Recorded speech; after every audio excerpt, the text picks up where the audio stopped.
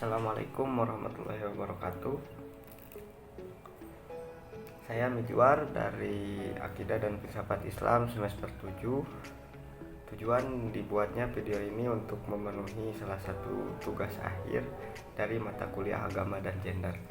Dalam video ini saya akan sedikit mereview mengenai salah satu jurnal yang ada kaitannya dengan tema yang sama yang saya ambil, yaitu esensi penciptaan yang sama antara laki-laki dan perempuan.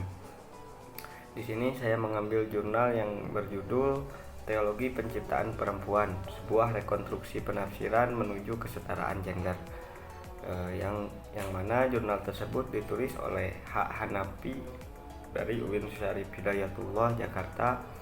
Jurnal tersebut diterbitkan dalam Jurnal Buana Gender volume 1 nomor 2 pada tahun 2016.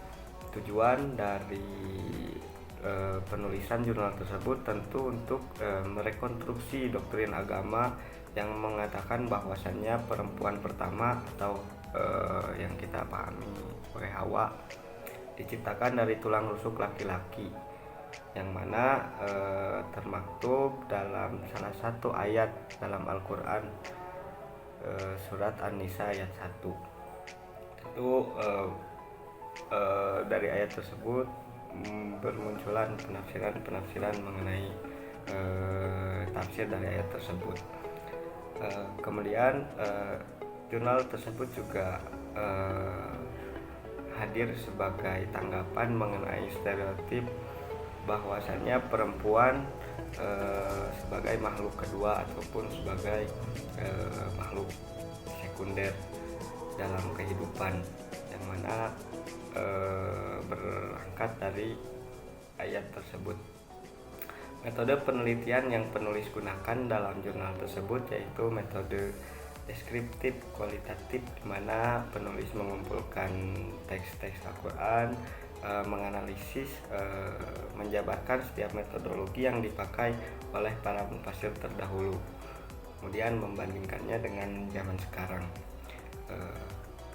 Adapun pembahasan dari jurnal tersebut tentu berangkat dari perbedaan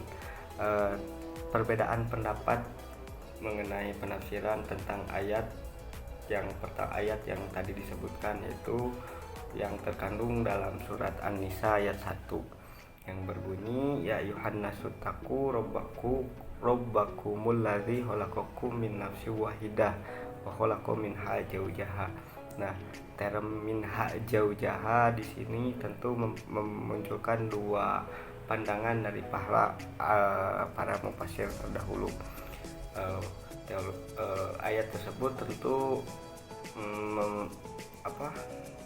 memunculkan dua kubu mengenai tafsir dari ayat tersebut, yaitu pertama kubu mainstream yang mana mengatakan bahwa minha di sana memang kembali kepada Adam, yang artinya bahwasannya perempuan ataupun Hawa diciptakan dari Adam darinya. Nah, ada pula kubu lain yang berpendapat bahwasannya tidak benar kalau perempuan diciptakan dari tulang rusuk laki-laki. Jika melihat dari ayat tersebut, minha di sana bukan kembali kepada Adamnya, melainkan minha di sana kembali kepada materi yang digunakan Allah dalam menciptakan Adam. Artinya bahwa kubu kedua ini berpendapat bahwasanya laki-laki dan perempuan diciptakan dari bentuk dan materi yang sama, ataupun Adam dan Hawa diciptakan dari materi dan bentuk yang sama. Kemudian di dalam jurnal tersebut juga dijelaskan mengenai 5 poin penting tujuan penciptaan laki-laki dan perempuan menurut Nasaruddin Umar, yaitu pertama, laki-laki dan perempuan sama-sama sebagai hamba Allah, sebagaimana yang termaktub dalam surat Adz-Dzariyat ayat 51 sampai 56. Kemudian yang kedua, laki-laki dan perempuan sebagai khalifah di muka bumi ini, yang terkandung dalam surat Al-Baqarah ayat 30. Yang ketiga, laki-laki dan perempuan sama-sama telah menerima perjanjian primordial. Itu perjanjian tersebut dilakukan semasa laki-laki dan perempuan masih dalam kandungan. Yang keempat, Adam dan Hawa terlibat secara aktif dalam kosmos.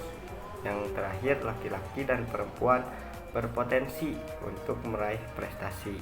Artinya karena dalam meraih prestasi tidak terdapat batasan dengan perbedaan jenis kelamin. Seperti dalam surat Ghafir ayat 40. Pada hakikatnya memang sedari awal akar permasalahan gender dalam Islam terletak dalam proses penafsiran terhadap teks-teks keislaman itu sendiri.